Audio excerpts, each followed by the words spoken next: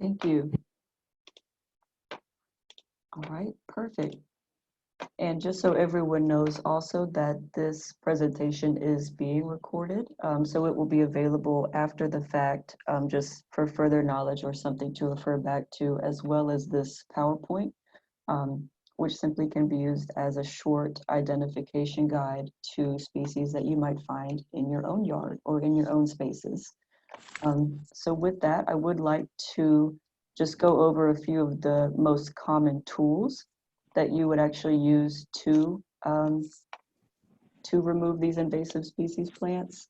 And like this slide says, that could include anything from loppers, shovels, McLeod, various types of rakes, folding saws, hand pruners, and weed wrenches.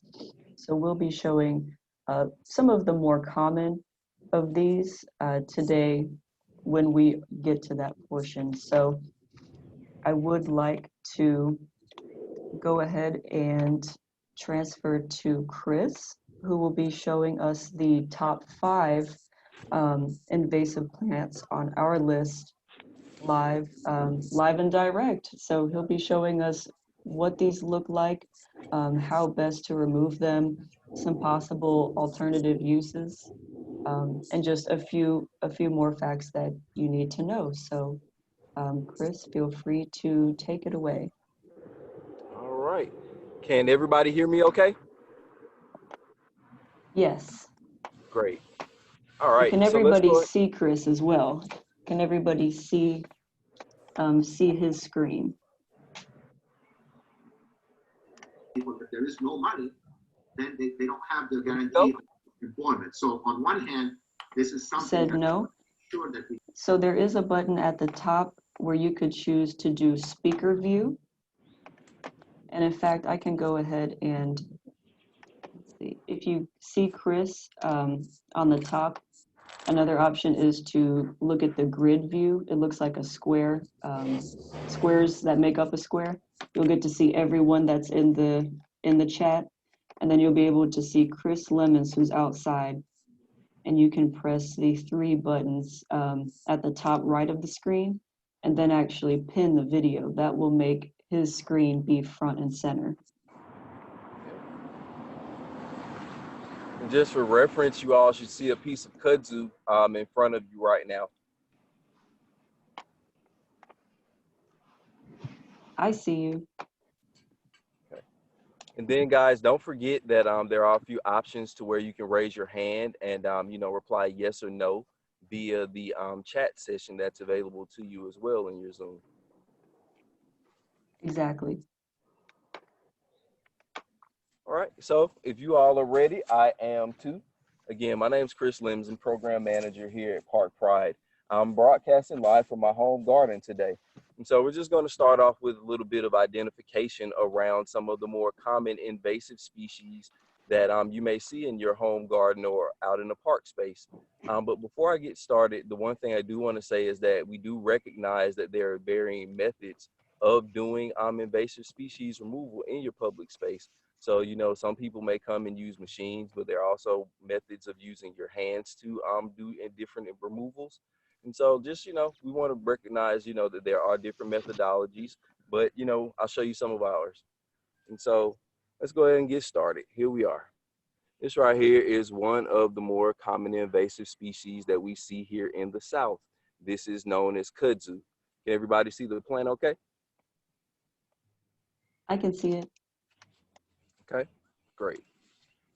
So if you notice, one thing about kudzu is that it has a vining habit. So this is something that typically you would see growing in a vine pattern.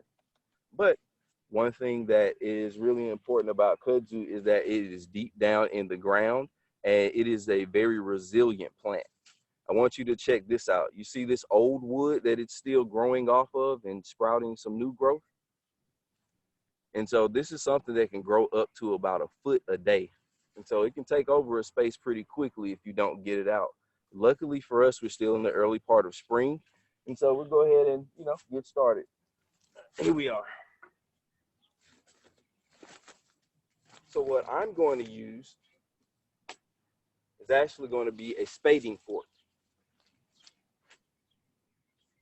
Spading fork is a tool that you can get for around $10 to $20 at a big box store, or you can order it online. But it's something that you can use, number one, as a pitchfork in your lawn or garden, but you can also use it as a lift to help lift out different root systems from plants.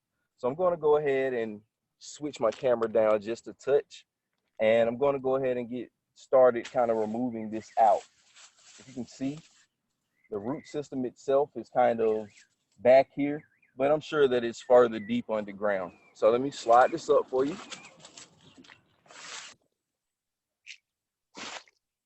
Now, I did let my lawn and my garden grow in with a few weeds. If you notice, you'll also see that privet is here.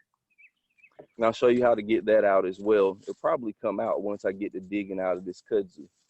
So let's go ahead and get after it. Does anybody have any questions as we're going right now? No questions yet. But while you're removing it, maybe we could talk about just why is it important to remove these invasive species? So something like this privet that you might see right here directly in front of you, or something like kudzu, it really can rob our forest of its livelihood. You know, it's something that we have a very unique tree canopy here in Atlanta. And one thing about our tree canopy is that, you know, we have a lot of different trees that other parts of Georgia don't necessarily have because of how they develop. And so for me, you know, it's really important to, you know, make sure that we get these out because we don't want to rob the trees of their health. You know, they crowd out for oxygen and, excuse me, not oxygen, but they crowd the plants out for light space to grow. And so we don't want to see that happen because we'll wind up losing a lot of our trees, you know. And then something like privet, you know, it can rob our forest floor of its ability to, you know, be lively and be a place of growth for our birds. Privet itself actually can develop and grow its own berries. And so those berries are actually noxious to our birds, you know, who wouldn't really know any better and would go ahead and still eat them. And so if you guys notice with the spading fork, I'm kind of gently going down into the ground. And if you kind of see, there's some new growth that's starting to pop out now. So I'll just give you a shot of that. You see that new growth on the roots that'll be developing. So we'll just keep going. Like I said, the spading fork is a good tool to use because, again, it can serve as a lift. And it's kind of something that's a little bit easier on that back.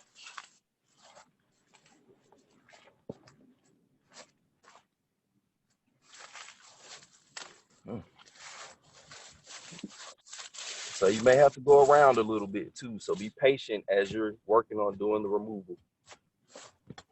Mm-hmm.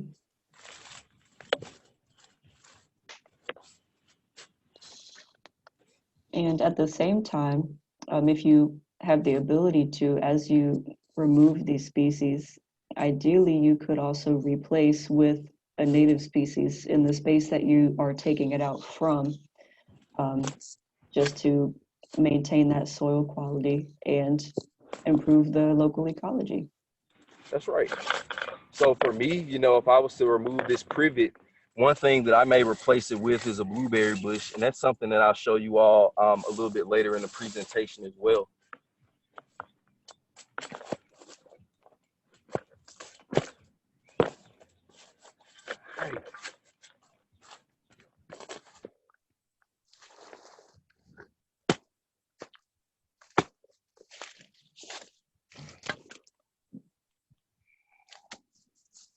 And we have a question. What is the best way to dispose of them once removed?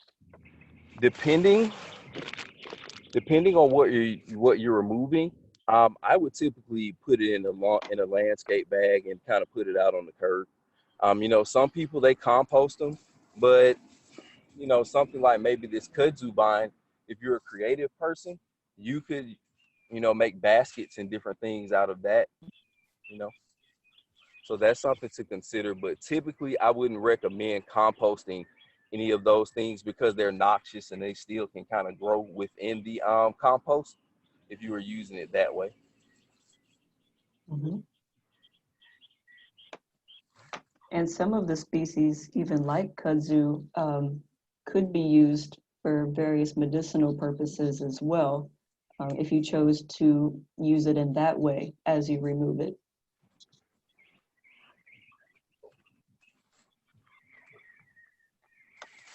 Now, if you guys can see me, I'm about 6 feet tall. So Wow. just for reference, if you kind of can see the tree that's above me as well, you know, that's something that can really take over your space and cause a problem in your lawn or your garden. So I'm just going to set this off to the side right now. And we'll come back to it, and let's talk about a friend that we may actually be seeing going to flower right now. This is privet. If you notice, that is something that's been cut back a few times, but it still continues to grow. This is something that has like a truly deep root system that you're going to have to dig out. If you have what's called a weed wrench, which is in the presentation, you know, that's a really great tool to help get this out of there.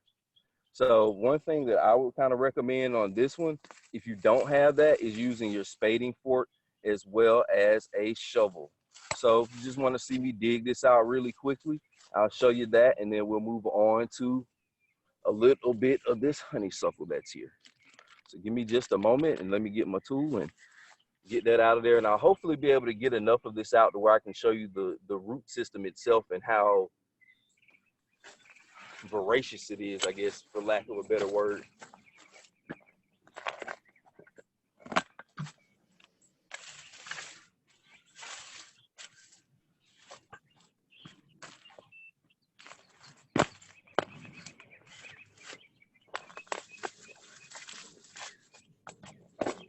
One thing that's good about removing a plant within this part of its life cycle is that it's not actually going to flower, so that it won't make the berries that the birds are going to eat, or that it will propagate itself.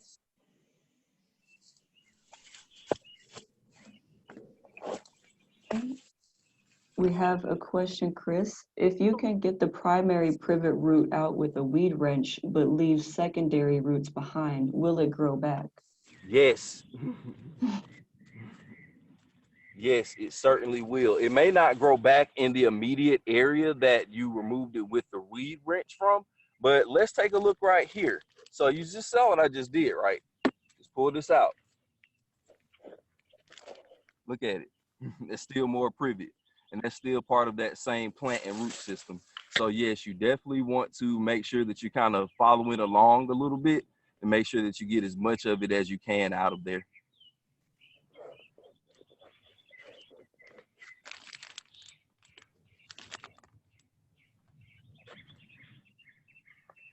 Any other questions or anything?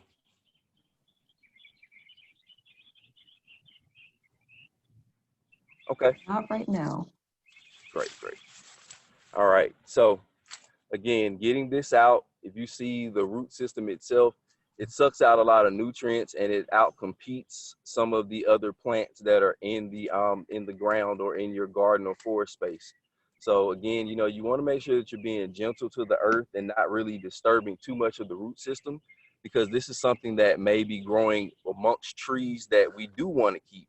And so like, be careful when you're going out there with the shovel or your spading fork to you know, hit that ground, because you don't want to really, you know, damage or disturb too much of, you know, the natural trees that we see here. I'll go ahead and set that one on to the side. All right, and so here's another one that it can really take over a lot of our different bushes. It has a really deep root system as well, and you have to dig this out kind of from the bottom. But what we're looking at right now, this is honeysuckle. So I want you to take a look here. If you can see that pretty clearly, as part of its binding stem, this is also something that will latch on to different bushes and trees. So I'm going to take a second, and I put a spading fork on this because if you notice, I'm kind of close to a tree. So I don't want to like damage it, you know, by hitting it with the shovel. So I'm going to go ahead and put this, actually, switch over. I've shown you that one. Here's a hand shovel that I have.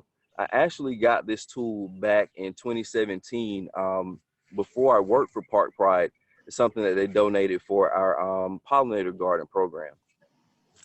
So we had a program that was going in conjunction with the Home Depot that allowed for 5 different pollinator gardens to be planted throughout the city of Atlanta. And I live here in a community called Peoplestown, here right outside of downtown Atlanta. And our neighborhood actually was one of the ones that was awarded it. And so, you know, for the past few years, you know, we've kept it, and it's been really beneficial to our community garden. And definitely a shout out to everybody that's been keeping their community garden spaces going during this pandemic. You know, food security is something that definitely is important to our country and needs to be discussed. And so right now, as you can see, let's take a look down. So if you kind of see, I'm kind of far down into the ground right now, but I'm still not getting a lot of that root out. This is something that has secondary roots similar to privet. And so you do have to make sure that you get as much of the root system as you can out of here. And make sure that we cover the soil back up, not creating any divots or anything like that. That's also something you don't want to create a trip hazard, you know, for your garden space while you're out here, you know, tripping over privet and kind of would compound it, wouldn't it? All right. So if we take a look here, you see some of that root system. Now there's definitely more than that, but I'm not going to belabor the presentation. You know, I'm sure you kind of get the gist of what I'm working on here. If you kind of want to take a look at the different types of the leaves, that may help you when you're out trying to identify the species that you are looking at. And if anybody has any comments or anything they want to add to this, you know, feel free to chime in. Renee says, great points, Chris. Thank you. And we do also have a few closer up still photos on the presentation. That's largely what it is, which you all will be getting after the fact, in case you need some help identifying. Mm-hmm. That's right.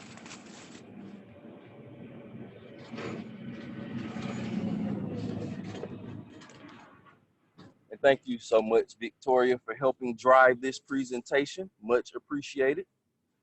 So now we are going to take a look at something that not everybody considers as an invasive, but it's something that you may want to take consideration in moving. So what we're taking a look at here is wild blackberry. Some people also refer to this as dewberry. They do produce edible berries that are birds, and you can also enjoy for yourself. But if you don't want it to be a big problem in your garden or lawn space, let's go ahead and take a look at how we can remove it out, and I'll show you some of the different root systems and how this particular one functions. So I'm just going to take a hand shovel on this one. I do also have a question about, Sure. is there a native honeysuckle for Georgia? Yes, there is a native honeysuckle for Georgia.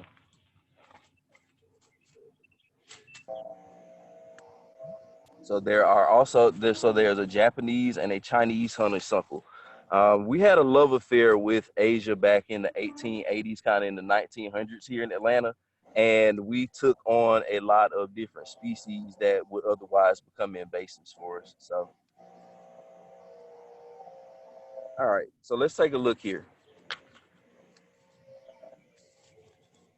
You'll see the plant itself. You definitely want to make sure the level of leather gloves or rubber back gloves when you're removing this, because it does produce briars that can get into your skin and, you know, not make you too happy. So, but this is the important piece right here. This is kind of like a legume, almost like a rhizome. You want to go ahead and make sure that you get as much of this out as you can. You know, not removing this will allow it to continue to propagate.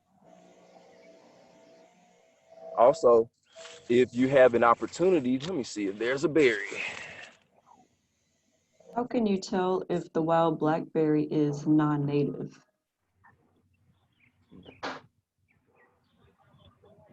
That's the thing. Like some things are invasive species that are actually native to an area or a space. You know, we just don't want them there. So, yeah, and this is something that can help you identify it as well. I'm sure you guys may also see some little white flowers that are growing around right now that may help you, you know, with the plant identification. Also, it could turn, I don't know if you can see the color so good, but this is also kind of turns a little more red. I'm watching the in removing an invasive species, but he's taken it out of. Hold on one second. Everybody make sure that we're on mute. There's a lot of feedback. Go ahead.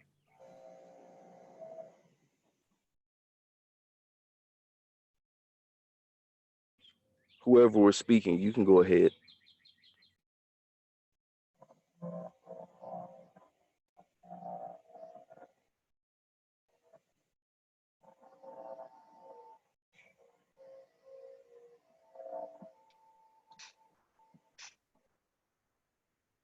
I Okay. think that Everything was okay? Catherine. I think that was Catherine that had a question. Yeah, Catherine, if you want to go ahead, I'll go ahead and mute mine and you go ahead and speak. Yeah, I just wanted to make a comment about the blackberry species. There are a number of species of blackberry. Dewberry is actually a ground growing blackberry, which is different from our shrub blackberries. Most of them are native. There are a few of them that are non-native. Just wanted to make that comment. Thank you for sharing, Catherine. Much appreciated.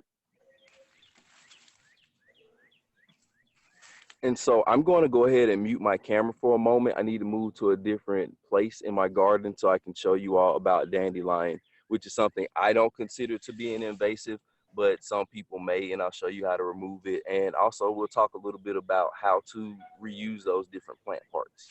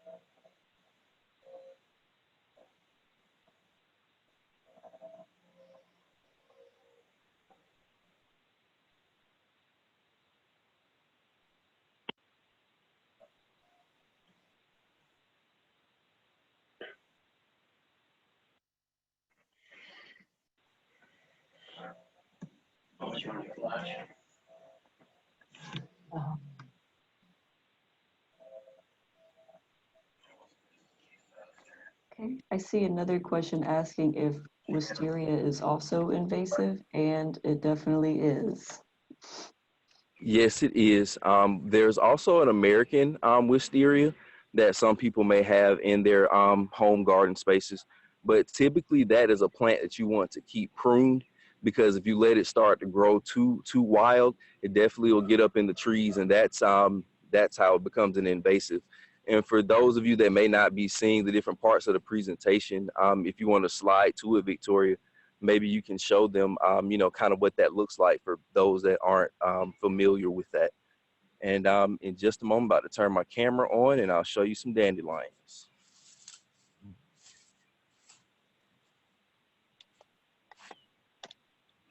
Let's see.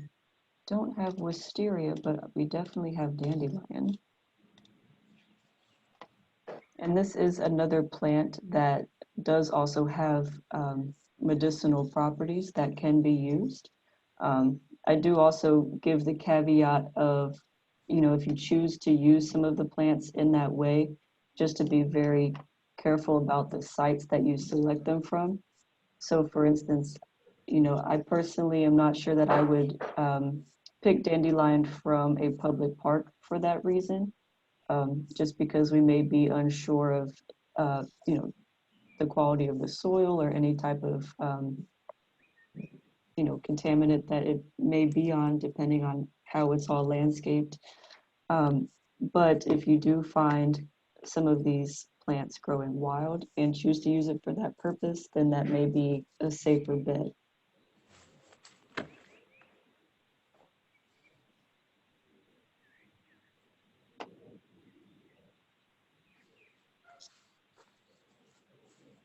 Ready for me? Yep, we're ready. All right. So if you all can see this, we are looking at a dandelion flower in bloom. That's something that'll help you identify it. Also, you will see what it looks like after it has gone to seed. So that's the little, soft snowball looking piece of the plant that, will blow in the wind, and that's how this propagates itself. Again, I don't consider this to be an truly invasive species. This is something that's part of, our North American plant stock. Sorry if the camera is dropping down just a little bit. So Oh, for Chris, me, I think your video is muted. okay, hold on one.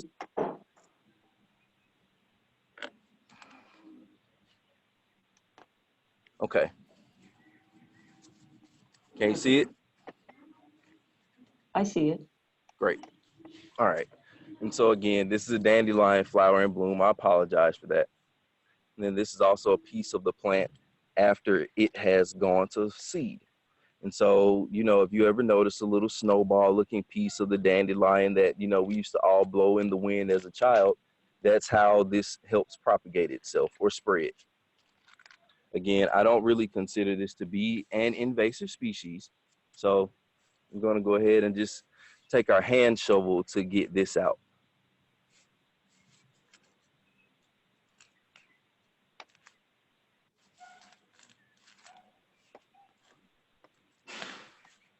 The thing that is special about the dandelion relative to how it grows within its root system is that it grows off of what's called a taproot.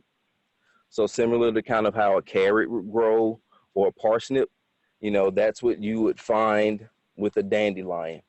And I'll show you what that root looks like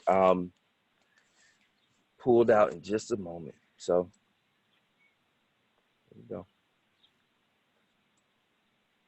We have a question about an invasive that isn't on the list. Don't know if What you you got? can ID it, verbally, but it says it puts up spikes that turn brown and fall. It has a bulb in the roots and it spreads quickly.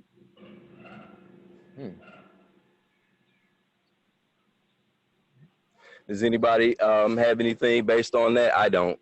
Not right now. I have to probably see a picture of it to give you a better idea what that is. So I didn't hear that very well. You say that again, I might be able to help with that. Oh, in the chat, we have a question that just says that they have a problem with an invasive weed, which isn't on the list. It puts up spikes that turn brown and fall. It has a bulb in the roots and spreads quickly.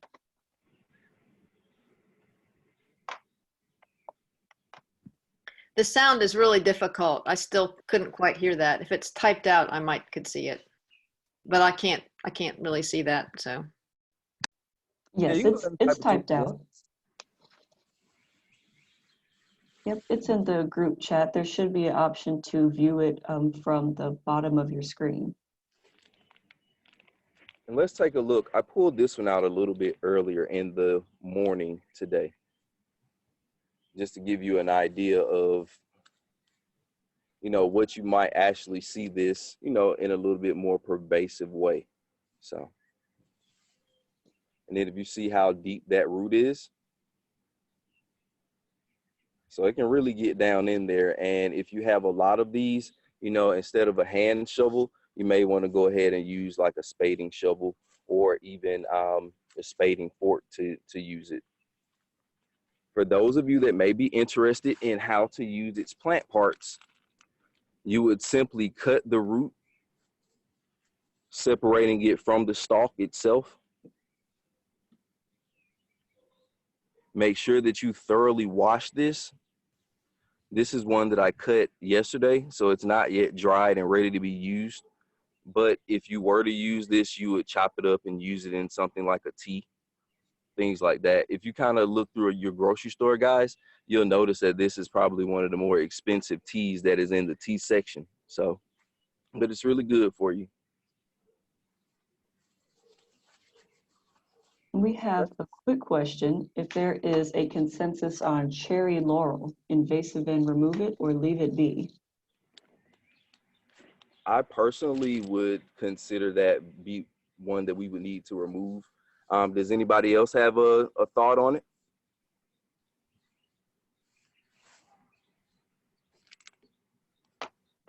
We have some love for the cherry laurel. Okay.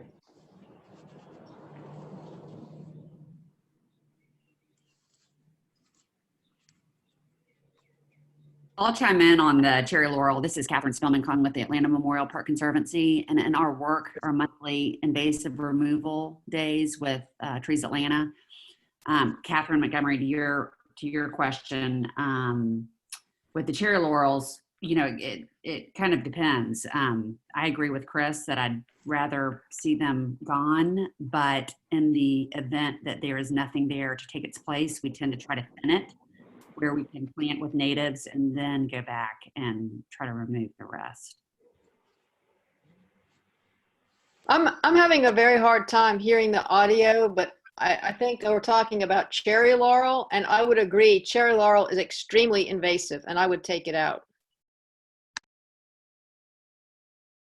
Thank you. All right. So does anybody have any other particular questions or anything that they wanted to discuss or ask about? And Victoria, feel free to, you know, go through some of the different slides if you want to go ahead to show people what's on it before we send it out. Sure thing. Let me see here. We don't have any new questions necessarily, but there are a few more examples that might be in your yard if we wanted to look quickly, either at some crabgrass or maybe some English ivy, some very notorious ones. And again, this presentation does just have some close-up and far away images of everything we've been discussing, just to help you identify in your own spaces, which I can go through as we discuss it. Here we are, guys, if you all can see this.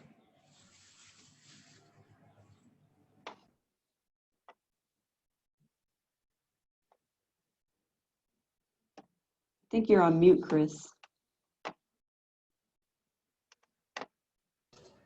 Okay, can you hear me okay now? Yes. Great. All right, so if you want to take a look at this, don't judge my lawn now. I told you I let it grow in like this. But yes, this is some crabgrass. This is one that I personally would hit with a spading fork as well as a shovel. And then I would make sure that I shook the soil back down into the ground. I think that's one thing that I didn't particularly mention. You know, we want to make sure that we're restoring the soil when we're doing these types of removals. So make sure that you shake it back down into where you are so that you don't create any divots or, you know, trip hazards.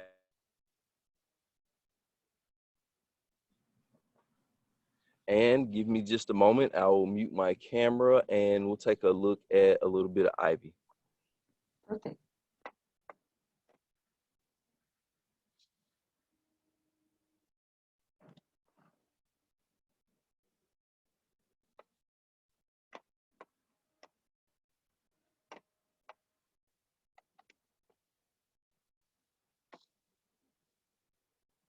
I see a comment says, Ivy is my bane. I understand. So for those who don't know, a huge issue with this ivy in particular is its ability to really choke out existing trees and shrubbery, which can prevent the existing tree from getting the sunlight it needs to really flourish and stay healthy. And kudzu does much the same thing. So that'll be the next thing that we see be removed. And just wanted to make a quick note that I know we are slightly above time, but we did just want to be sure that you all could see everything, and we will be sending this presentation and a video recording of it afterwards as well. So thank you all again for sticking with us. Do have a question. Are there any redeeming qualities to English ivy? That one I'm not too sure about, to be honest. Just the way that it grows on other plants makes it so undesirable. And I don't think it has any medicinal uses as far as I'm aware of. But I don't know if Chris might have some more feedback for us. I would say the same thing, that I'm not aware of any particular right now for it. But if you all can take a look at, this is why we want to get this off of our trees. This is what makes this plant be one of the top invasive that you'll see. Take a look at this right here. So this is actually some of the roots that will latch on to the tree itself. And so we want to definitely make sure that we get that removed. Now I might have to mute my camera for just a moment while I make a few cuts on it just to get it off, but then I'm going to show you what it looks like, you know, so we can better identify it, okay?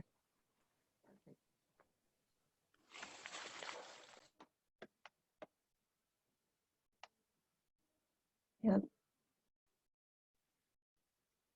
And what you'll find to also be quite frustrating as you go down the rabbit hole of learning more about invasive plants is many, including English ivy, are often sold in big box, you know, hardware and nursery type stores, just for anyone to go ahead and buy and put in their yard, thereby kind of exacerbating the problem. So it's pretty insidious. Yep. And so you want to be thoughtful about, you know, making the right plant choices, you know, do a little research before you grab that. Or if you do make that choice to get something, you know, I would recommend, you know, actually trying to go more native if you can. You know, Georgia has a lot of unique plant species that, you know, we're actually losing as the metro area develops. So, you know, share that plant, propagate it if you know how. All right. And so if you all see, you kind of see this is a little bit of some older root that has grown on in here. And so what I did, I took actually some loppers, bypass loppers, to go ahead and get that out of there. And the reason why they call our bypass is because they pass by one another when they make that contact.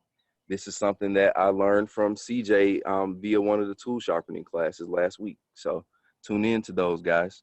But, you know, I thank you all so much for joining us for this presentation, and turn my camera around so I can say bye. Can you We see do me? have a quick question. What about sweet shrub? I am not familiar with sweet shrubs, so I'm not going to give a recommendation on that.